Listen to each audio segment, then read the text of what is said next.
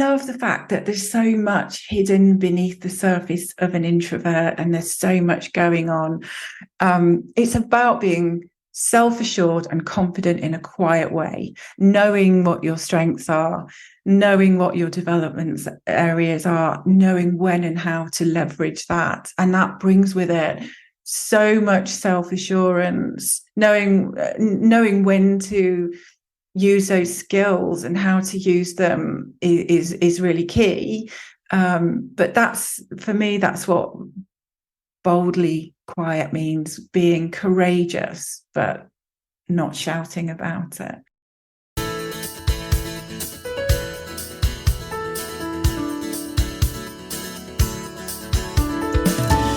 Hello, and welcome to episode 121 of the Quiet and Strong podcast, especially for introverts. I'm your host, David Hall, and the creator of quietandstrong.com. It's a weekly podcast dedicated to understanding the strengths and needs of introverts. Introversion is not something to fix, but to be embraced. Normally, we'll air each episode on a Monday. Be sure to subscribe on your favorite platform. Leave a review. That would mean a lot to me. Tell a friend about the podcast.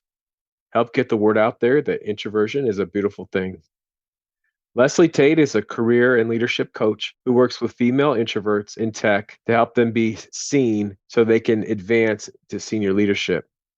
As an introvert herself, Lesley understands the challenges that introverted women face navigating the corporate world. She has witnessed firsthand how introverted women's talents are often overlooked in favor of their more outgoing and extroverted colleagues. After a career spanning 33 years in a corporate setting and being a senior leader herself, Lesley stepped away to pursue a new career. Lesley now works with other introverted women to help them embrace their unique talents and strengths and use them to succeed in leadership roles. She's a firm believer that authenticity is key to achieving success in any career, and that introverted women should be encouraged to embrace their true personalities, use their quiet voices and natural talents to lead teams and innovate in the tech sector. All right. Welcome to the Quiet and Strong podcast, Lesley. It's so good to have you on today. It's so good to be here. Thanks for the invite, David. Yeah. We're going to get into the work that you do as a coach for female introverts. But before we do that, let's talk a little bit about your story. At what point did you determine you were an introvert, and how did you embrace that? I don't know if there was ever a particular moment and I thought, aha, yes, I'm an introvert. I think from a very young age, I always knew, I always felt a bit different. I always knew that I wasn't like a lot of all the other kids at school. You know, in primary school, I was a kind of quiet kid. I stood on the sidelines. I was aware of my quietness. I was quite self-conscious. And at that age, I didn't know about these labels, introvert, extrovert. I just felt a little different. And I think perhaps when I got into secondary school, high school, I think, I found my place a bit more. Once I'd found my tribe, I became a little bit more relaxed around people and was able to show my true personality.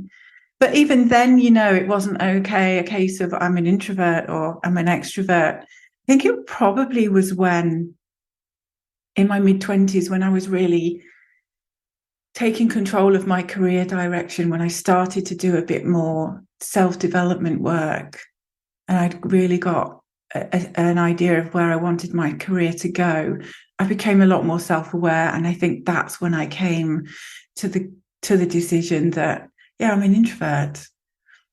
But with that, I think came feelings of inferiority, because I really felt like you're not really that accepted as much in the workplace as an introvert. We spend so much time at work. I felt it more at work than I did in social settings. And probably that's because, the friends that I made through choice were those kind of people that were just accepting of anybody. But definitely in the workplace, I did feel a little bit inferior to other people. And the more I learned about introversion, the more I was able to figure out how that introversion was going to help me in my career. So yeah, I think it was quite a gradual process. At what point did you figure out that your introversion that it had gifts and strengths with it?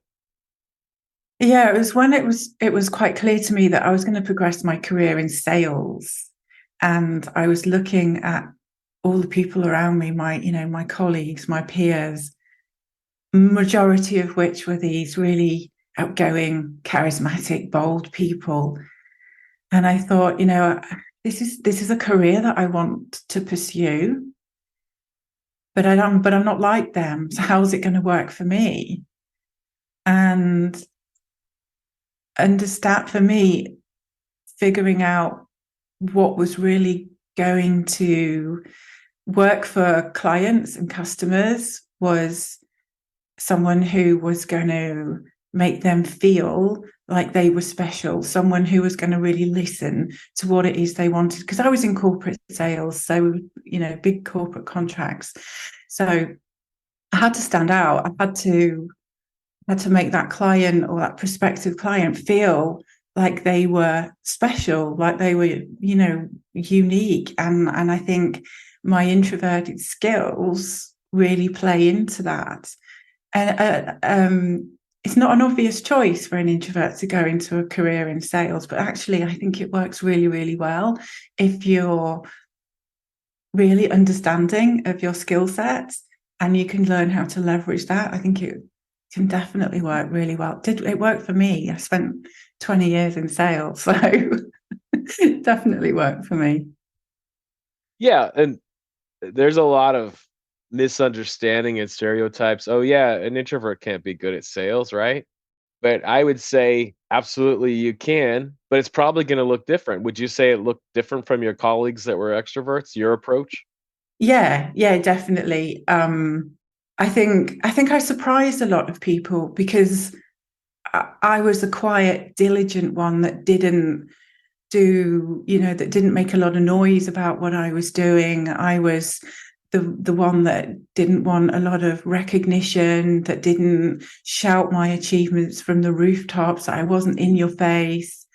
I guess they couldn't quite figure out what I was doing there. But, I was just quietly, diligently working away, making a name for myself, and doing really well. So, yeah, I think that it did look really different. I think I stood out quite a lot as a result of, the way I approached my career. You stood out in a quiet way. That's great. Yeah. What would you say is an introverted strength or two that you have? I think for me, I'm extremely intuitive. So I will very, very quickly suss out the dynamics of a situation. I can read people, I can read a room, I can figure out how things are how things are working, how things are progressing, and make decisions based on what I'm reading and what I'm hearing. And my intuition, when I embody all of that and my intuition absorbs it, then I listen to that intuition and it guides me and I rely on it completely and I trust it completely. So yeah, I would say I'm a very intuitive person, which I think is a real introvert gift. I'm also a really good problem solver. So I'm very good at getting through the noise of a situation or a problem and getting right to the heart of what the problem is and figuring out a solution to that. I've been told I'm a really good listener. So my clients tell me I'm a really good listener, and friends have told me that you're very good at hearing people and making people feel like they're special, like they're really being heard, like they're really being understood. And I think another one of them is I'm pretty calm under pressure. And I'm not just calm on the surface and panicking below the water. I'm pretty calm. So in a crisis or a drama, it comes across, I think this is one of the things that I really struggled with in the workplace, because it comes across as actually I don't really care about what's going on, and that's not true. I am aware of the importance of the situation. I understand the consequences of the situation, but I don't panic, and I'm really good at carrying people through dramas or difficult situations calmly to a resolution. So yeah, I would say those things come to mind immediately.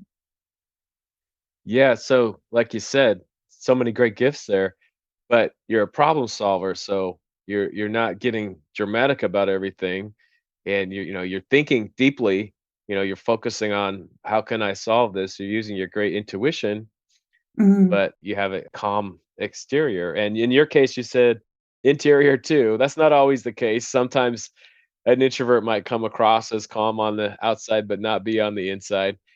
But I think we're going to talk a lot about leadership today. I think as a leader, sometimes the calmness is very good, but sometimes you also have to let people know, hey, I really am concerned with this, but we're going yeah, to work this out. yeah, And sometimes that calmness can be misinterpreted, as I think you were saying. yeah. Yeah, so you have to, if that is the case, you have to find a way of outwardly expressing your understanding of the situation, and you have to find a way of communicating that you understand that, but it's okay. Let's put some perspective around this. Yes, we have this situation, but let's not panic. There's a way through this. So it's about calming other people down, but making sure that they know that you understand the situation. But I'm definitely not a flapper. I'm not someone who's going to run around with everyone else with waving their hands in the air. Oh, what are we going to do? Yeah. It's Yeah. not me. And yeah, it Yeah. has got And me into trouble in work situations. I think it's how you communicate who you are, though. Communication's really important. And maybe we'll get onto this later when we're talking about, the workplace and leadership, but communicating who you are and how you work is really, really important, I think, so that people can understand you. absolutely. And just, being able to articulate your strengths and also those things that you need. And we'll definitely get more into that. That's what we talk about on this show: strengths, needs, some strategies for success, and then we Mm. bust some myths. So, do you have a myth or two that you want to bust today about introversion? Yeah, so for me, I guess the first thing that comes to mind is the myth that introverts have no drive to succeed is just total nonsense. Drive isn't inextricably linked to personality traits. Introverts can be just as ambitious or unambitious as anyone else. And, if we're motivated, if we're passionate about something, we can be really motivated to achieve something. And actually, when we're passionate and we're motivated, there's little that's going to get in our way to stop us. Very, very determined people. We're meticulous planners. We're thinkers. We're strategists. We're goal setters. We're just not loud about it. We don't shout about it. It's all happening, but it's happening really quietly, which is okay. And it does come across as, okay, so that person's not talking about what they want and where they're going. So they can't want anything, or they're not, they've not got any goals. But that's not true for an introvert. We will set goals when we're passionate about something, when we want to do something, we'll deliver on it. We'll commit to something and we'll deliver on it. And actually, we'll do it really, really well. End of. There'll be no skipping on the detail. There'll be no cutting corners. Like I said, we're meticulous planners and we're very thorough. It might not be that obvious to other people because we don't showboat it, but it's definitely there. So that is definitely a myth that I would like to quash and put out there. Don't underestimate the introverts. No. We have so much going on in our heads and we don't show it all. And, as you were saying earlier, it's important that we work on that, like that we work on people understanding who we are and that we are ambitious and that we're not going to show everything in our head. That's just, we're going to be putting ideas together and sharing what we think is most important, but you're not going to see everything. Yeah, so much of it we keep within ourselves, we keep back. And that's not always a good thing. There are times when you do need to share, what's driving you, what your passions are, what your idea of success looks like. You don't have to be ambitious. If you're not ambitious, that's fine. If that's you, that's absolutely fine. But if you are, you're going to need to get some people on board at some point. So it's making sure that you understand what to share and when to share it. Yeah, definitely. So you were in the corporate world for many years. At what point Yeah. did you decide to become a career and leadership coach, and especially working with women, Yeah. introverts? So I I was working in corporate settings for about 33 years. One of the companies I worked for, the last company I worked for, I was with for 18 years. Um, and, I was doing great. I had fabulous team of people. Work was going really well. But I just knew that I wasn't going to do that for the rest of my career. And there was this nagging voice saying, "What are you going to do?" I don't know. I mean, although I was really happy, I just don't think I was completely fulfilled.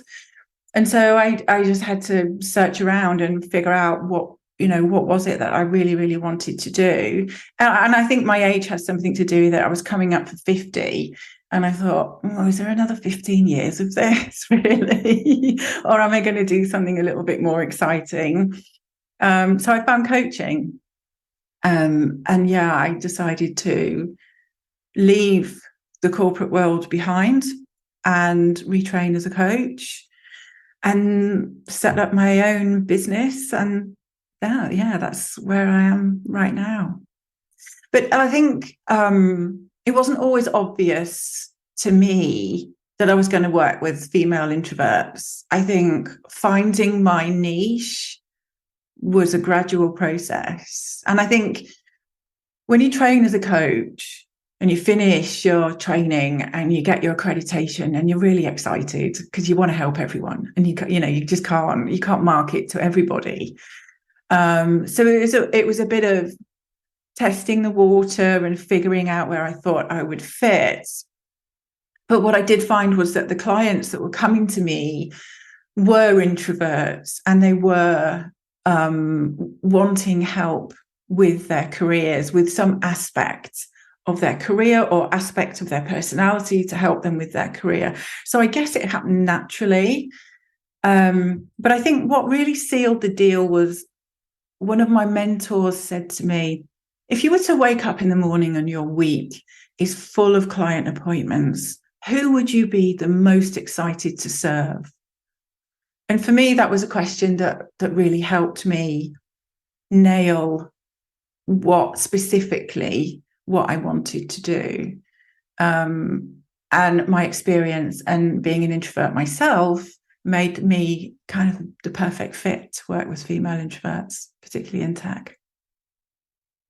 Yeah, that's a great question to ask.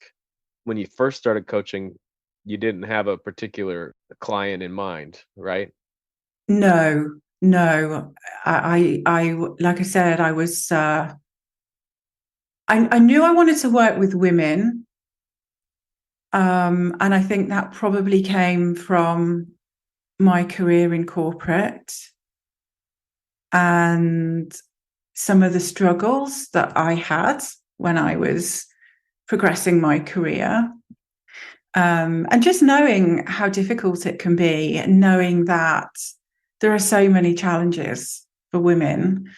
But I didn't have this ideal client avatar set clearly in my head. That was a gradual process, which I'm thankful for actually, because it meant that it was a very much, and very much is another introvert trait, considered decision, something that I thought about carefully before I decided to set my stall out with that particular niche. Yeah, we're good at considering things carefully, that's for sure. Yeah. So you do a lot of work with leadership. What makes a great leader? I mean, if I look back to my leadership days and some of the mistakes I made, there's black and white, and I think certainly one of the best things you can have as a leader is empathy, and really understanding and sharing the feelings of the people who work for you. And you can't drag people along behind you. You've got to all be in it together, and you've got to really understand the challenges of those people. And at the end of the day, they're human beings. You can't expect people to leave their feelings and their personal lives at the door, because people have lives, so you've really got to understand what they're going through. You've really got to try and stand in their shoes and figure out how they're feeling, how they operate, and let them know that you get them, and that they're accepted, and that they're valued. So I think empathy is a huge leadership skill. Humility as well. I think being humble, putting others ahead of you, and not seeking all the glory, because as a leader you never succeed on your own. You're only going to succeed as part of the team that you lead. And glory seeking and taking all the credit just turns everybody off, quite frankly. So humility is another skill I think that makes a great leader. Being a good problem solver. Things are going to come at you when you're a leader that you don't expect. At times you don't expect them, and you've got to be able to figure things out. So being a good problem solver, being able to listen and actually hear people, not just listen and think about what you're going to say in response, but just listening and letting information settle with you, and letting people know that you hear them, that they've been heard. Self-awareness, you've got to be aware of your own strengths and weaknesses, and be able to organize your team around that. We've all got strengths, we've all got development areas, and I think the best leaders are the people that really understand where they fall short, and they build their team around, with people who have got skills that can compensate for that. I see a team as a bit like a jigsaw. There's people fit together with their strengths and their development areas, and kind of rely on each other, really. And communication is really, really key. You've got to be able to communicate very, very clearly, articulate the strategy, and you've got to help people understand what it is that they need to do and why they need to do it, and be direct at times. And I think introversion plays really well into that, because we are pretty direct. There isn't any fluff around what we're talking about. It's, we can be quite black and white sometimes, but being a good communicator is definitely a great leadership quality. So what would you say are some of the differences in strategy for an introvert leader versus an extrovert leader on how to be a great leader? So an introvert leader, some of the strategies an introvert leader might use are empowering people by letting them be themselves. So creating a space for people to be very authentic. So if you have an introverted leader with extroverted team members, an introvert is quite happy to step back and won't compete for the limelight. That's going to allow the extrovert to step into that spotlight and be who they are naturally. Whereas an introvert managing an introvert will get that the introvert needs quiet, will get that they need solitude, will get that they're not the first people to speak up, but actually there's a lot going on and they have great ideas. So I think I think an introvert leader, I guess I'm a little biased, probably better placed than an extrovert leader, but extroverts have their place too. Extroverts have great energy. Extroverts have great charisma. I guess as an extrovert, you might not understand an introvert so much, and there could be some conflict with extroverts managing extroverts because there's that competition there for the spotlight, and there could be some headbutting along the way. Other strategies that introverted leaders might employ would be very considered action taking. I mean, we've just spoken about this, but listening first to everything and then taking time to respond.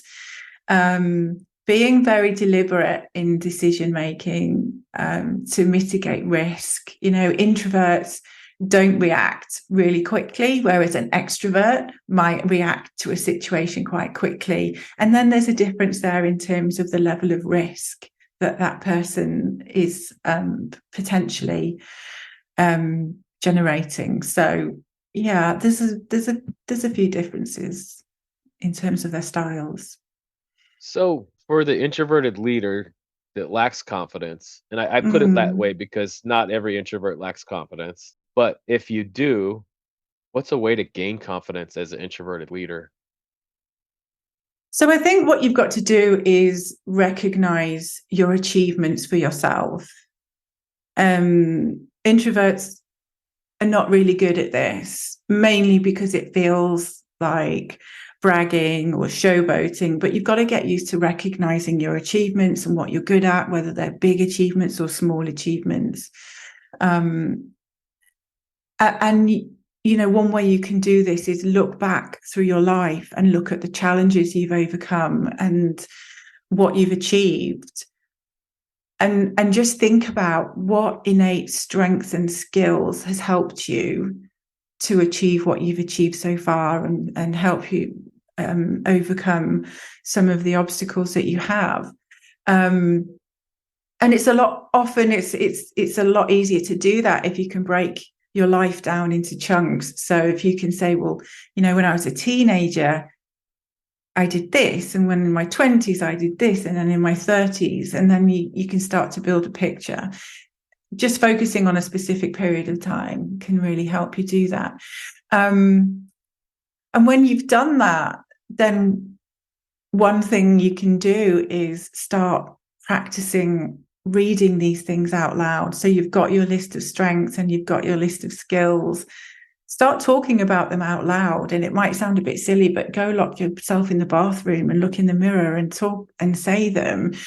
I run workshops. I run I Am Remarkable workshops for individuals and companies.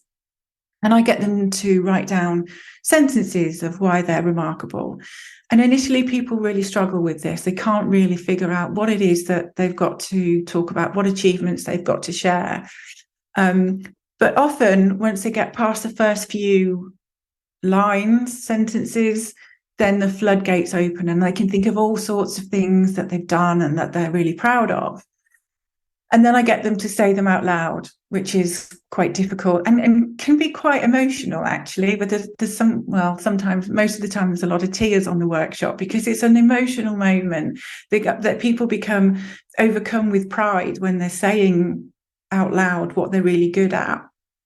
And then once you've done that, you can get used to talking about them in small settings, in small groups of people at work or at home. And as you're repeating this behavior, you're building this skill and this new self-belief, which leads to having more confidence. And you start to believe in yourself more. You start to really understand how great you are and what you've done that's amazing. Yeah, that's good advice. And we have different strengths, some, like you said earlier, it's great if we can put together teams where we complement each other. But Mm. in that case, we still need to emphasize, well, here's what I can bring, here's what I'm good at. And we're not always good at doing that, expressing what we're good at. No, And then the other definitely not. Sorry, go on. Oh, I was just gonna say, and the other thing I recently had a guest on that said you should really track those. And the Yeah, question was, how do you get ready for a presentation or a speech?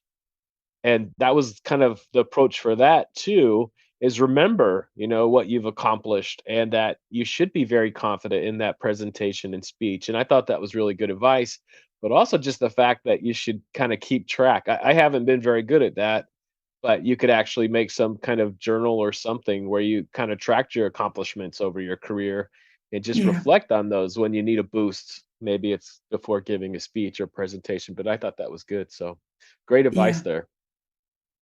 Thank you. Yeah, I totally agree. And I think, when I'm finishing workshops with companies, I encourage people to continue that work and to keep a journal of their achievements, just 10 minutes at the end of the week. What have I achieved this week? Just keep writing it down, because I've been in that situation. You're in a situation where you're shifting jobs, and all of a sudden you're in a position where you've got to start talking about yourself. You've got to start talking about what you've accomplished, or, you're looking for a promotion and you absolutely know you've earned it and you're the right person for this job, but you start thinking about why and your mind goes blank. So it's about having that bank of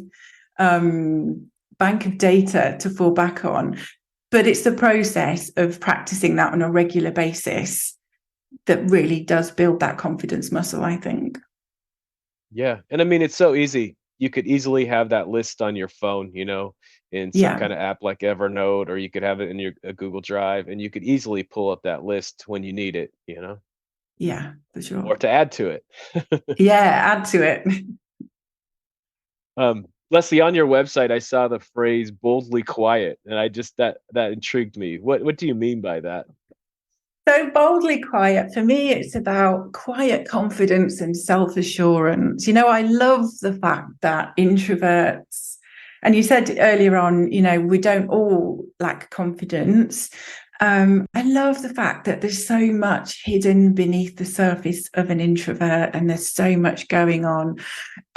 It's about being self-assured and confident in a quiet way, knowing what your strengths are, knowing what your development areas are, knowing when and how to leverage that. And that brings with it so much self-assurance, knowing when to use those skills and how to use them is really key. But that's, for me, that's what boldly quiet means: being courageous, but not shouting about it. And also being willing to step outside of your comfort zone, being willing to be uncomfortable and get comfortable with being uncomfortable, being willing to go to places, in work or in your head that you fear, but trusting that you'll be okay. I love that about introverts. Yeah, yeah. Kind of sounds like quiet and strong, so maybe that's why I really liked it. Yeah. Communication styles are different between introverts and extroverts. We think and then we speak, whereas the extrovert often is speaking in order to think. Mm. And we've kind of talked about this, but how important is that for the leader to know the extroverts and the introverts on their teams and the different communication styles? Yeah, it's really important, because team culture is just so important. Team culture will make or break a team, in my view.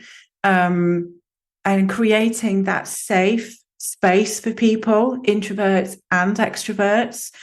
No extrovert should feel like their energy is being quashed and they're being pushed down, and no introvert should feel like they're inferior to anyone because they're on the quiet side. So you have to create a culture of trust and respect and psychological safety for people to flourish in, so that people can feel that they can show up exactly, just the way they are, very authentically. And if you create that environment for people, you're going to get a lot of respect and a lot of trust, and people are going to feel safe to be themselves. And when they're themselves, they're going to be able to contribute in their own way, and they're going to feel it's okay to contribute in their own way. So it's really important that you do understand the different personality types of the people in your team, and lend your communication style to them. And it takes work, takes practice, but you've got to get under the skin of your people. You've got to get to know your people. I think we spoke about this in the beginning. Getting to know your people is absolutely key, and creating that culture, creating that psychological safe environment for them. And our teams are going to be made up of introverts and extroverts. And it's Yeah. important for the introverted leader or the extroverted leader to understand those dynamics. Yeah, definitely. And I know it's difficult, isn't it? Because, if you've got an extroverted leader and half your team are introverts, I can see how that could be quite frustrating. You might be racking your brains thinking, how the hell am I going to get these people motivated? And equally, an introverted leader with a team of extroverts could get to burnout pretty quickly. So you've got to really, you've got to understand those personality types to make that team a success. How important is it to have time alone as an introverted leader? And how do you normalize that time alone? Yeah, it's really important, because you got to show up for your team the best way that you can. And you can only do that if you avoid burning out. And if your day is back to back with commitments and calls and meetings, you're going to burn out as an introvert, because your battery is going to start off full in the morning, and gradually throughout the day, it's going to get depleted. So you need that alone time to avoid that burnout, and so that you can show up for your people. You also need that alone time for strategizing and planning, because as a leader, it's your job to set the direction. So you need that quiet time to think, to get into deep work, and to strategize and reflect. So you've got to shift your mindset when you become a leader, that you own your own time. You are the boss of your own time. And you've got to plan your day, your week, to cater for your need for that solitude, so that you can replenish your energy.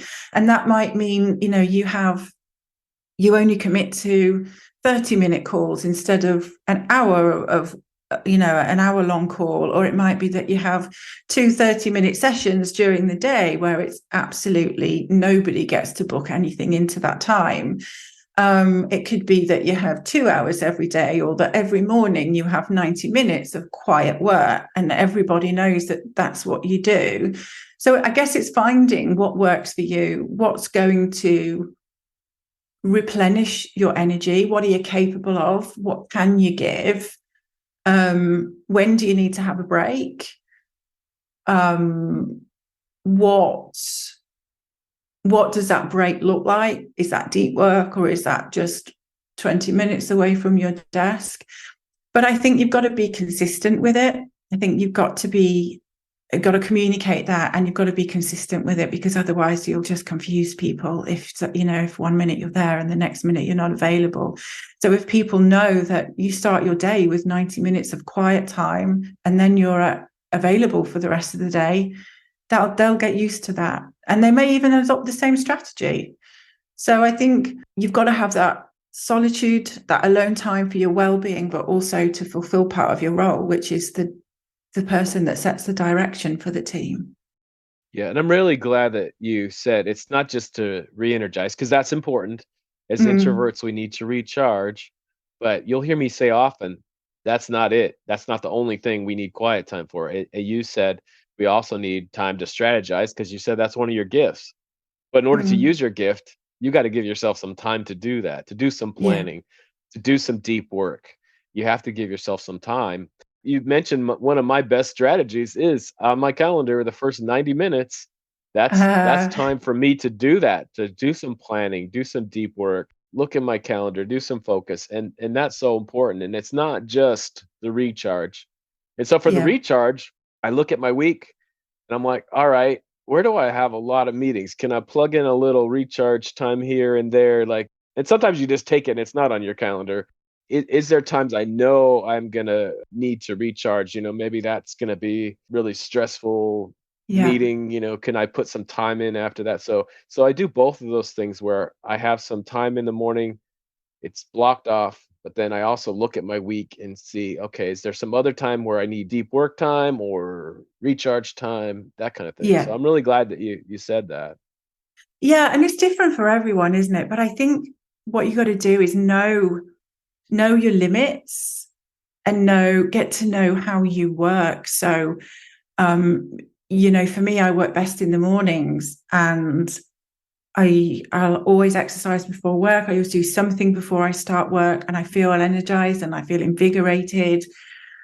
And then I'll work right through to lunchtime, but I know that mid-afternoon I get a bit sleepy. So I'll have some time mid-afternoon, but it might be mid-morning when you get a little bit sleepy and a little bit sluggish. So you might want to put some time in then. So it's figuring out what's going to work for you. Yeah, absolutely. How can we empower those that we lead with these same kind of things? How can we help them have that time and do the preparation they need, have that deep work time? How can we do that for our teams?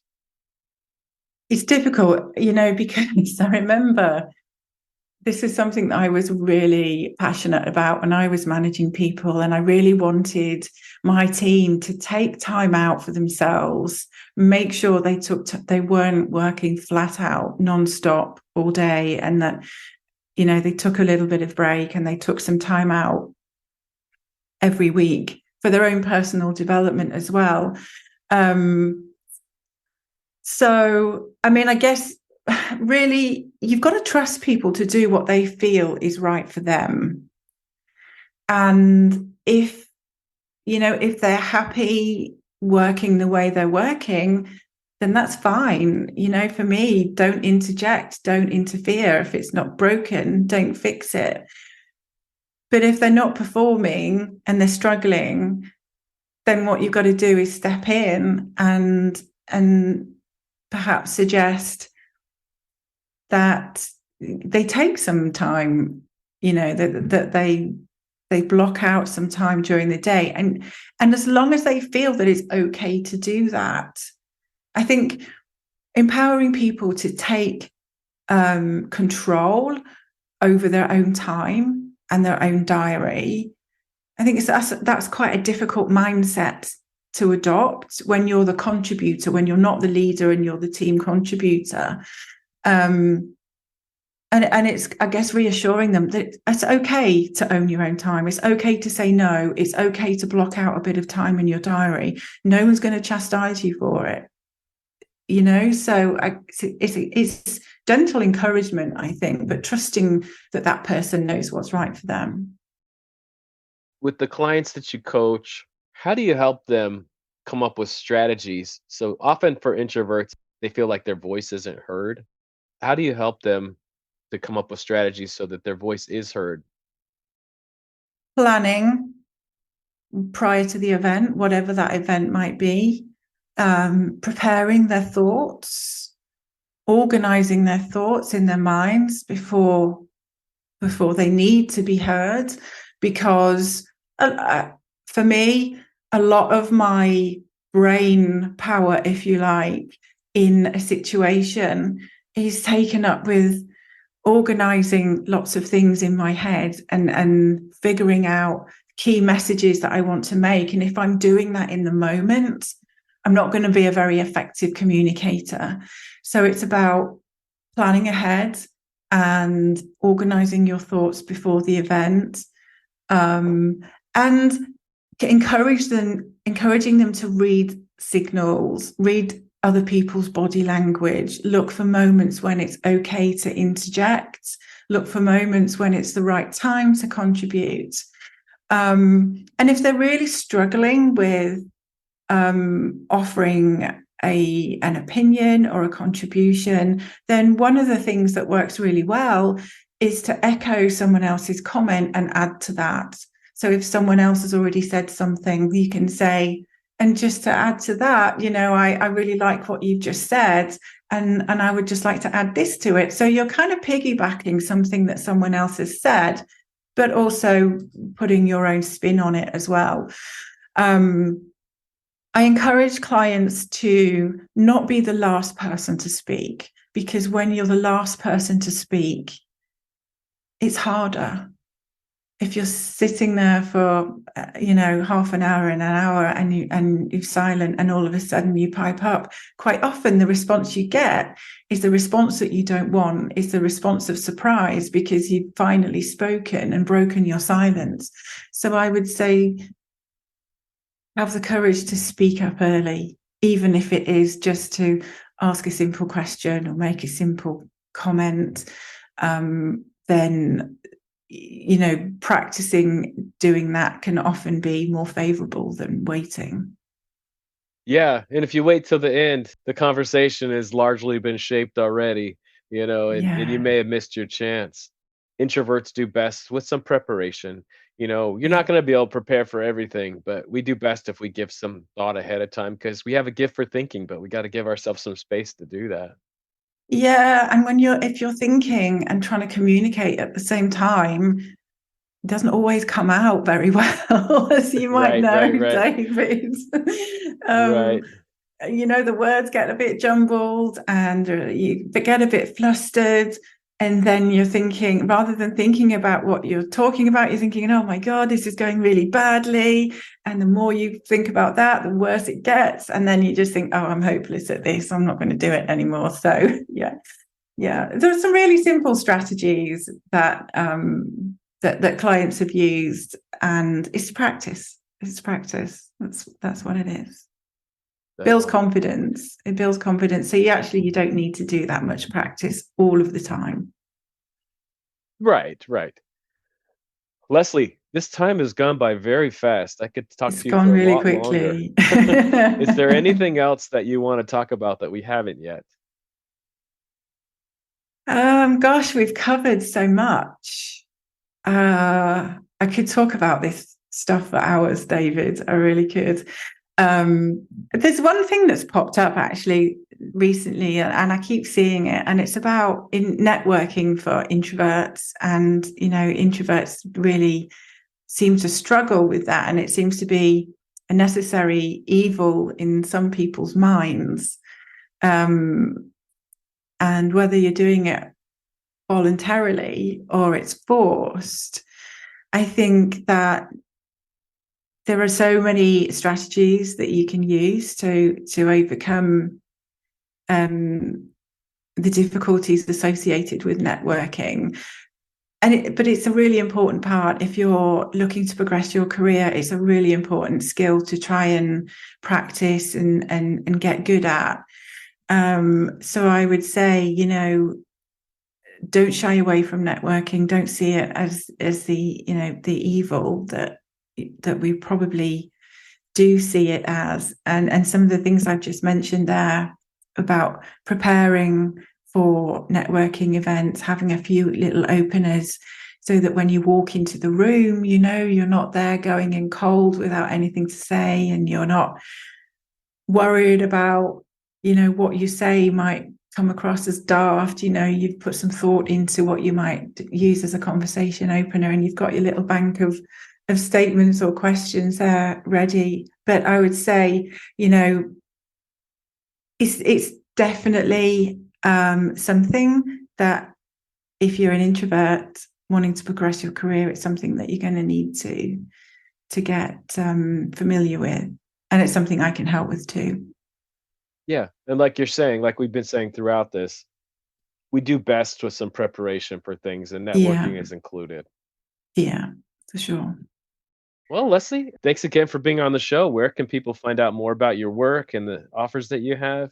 So, I mean, I hang out on LinkedIn most of the time. That's where I kind of spend my days. So, if you're wanting to get hold of me or connect with me, then you can find me on LinkedIn. Unfortunately, I'm not the only Lesley Tait on LinkedIn, but you'll know it's me because it says working with female introverts in tech. So, you can connect with me and you can send me a direct message on LinkedIn. You can also book a call with me through my website. So that's hersupremeself.com. And I'm also on Facebook and Instagram as well. Just search for Lesley Tait. So it's easy to get hold of me. Yeah, I'll put that all in the show notes too. Perfect. Thank you, David. All right. This has been a great conversation. Thanks again for coming on today. Thank you. Thank you so much for joining me. I look forward to further connecting with you. Reach out at david@quietandstrong.com or check out the quietandstrong.com website, which includes blog posts, links to social media, and other items. Send me topics or guests you would like to see on the show. If you're interested in getting to know yourself better, there's now a free Type Finder personality assessment on the Quiet and Strong website. This free assessment will give you a brief report, including the 4-letter Myers-Briggs code. I'll add a link to the show notes. There's so many great things about being an introvert, so we need those to be understood. Get to know your introverted strengths and needs and be strong.